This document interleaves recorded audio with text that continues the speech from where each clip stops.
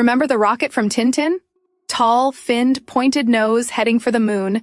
It flew in 2 albums published in 1950 and 1953. What most people don't know, what I didn't know until recently, is that the engine in that rocket wasn't made up. Hergé consulted scientists while writing those books. The rocket he designed was nuclear-powered, not as a fantastical plot device, as the actual, technically considered propulsion system. And here's the thing, at almost exactly the same time those albums were being published in Belgium, the United States government was quietly beginning a program to build exactly that engine. The rocket Hergé has a nuclear reactor up top, a nuclear thermal engine at the base, and the characters explicitly discuss the reactor heating the propellant before it leaves the nozzle. This is in a children's comic. In 1950. Then, in 1955, the US started a classified program called Project Rover.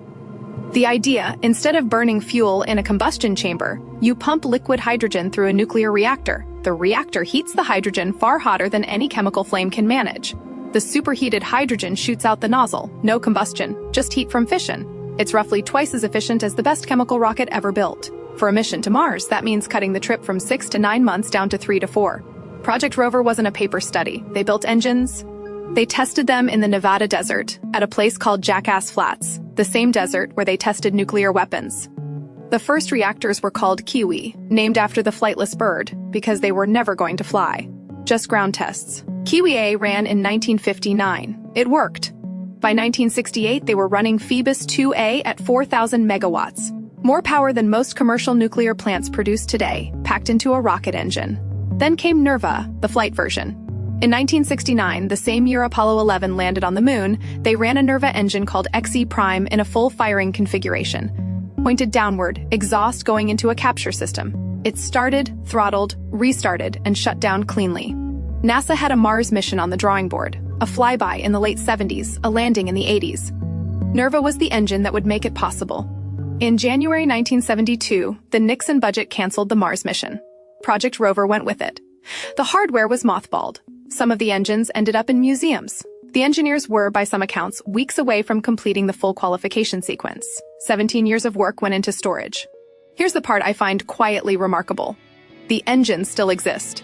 The blueprints still exist. And right now, NASA and DARPA are working on a program called DRACO, a nuclear thermal rocket scheduled to fire in space for the first time in the late 2020s. Same physics, same advantage, 55 years late.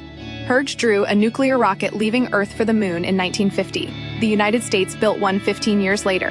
And the engine that was supposed to take us to Mars is finally, almost, going to fly. The NERVA test footage is in the public domain. Footage of a nuclear rocket engine running at full power in a Nevada desert in 1968. An engine that was supposed to take us to Mars. And if you want to read the Tintin books themselves, Destination Moon and Explorers on the Moon, they hold up remarkably well for being 75 years old. Links in the description. If you like this, subscribe. We do a lot of stories like this. Things that were real, or almost real, that most people have forgotten about. I'll see you in the next one.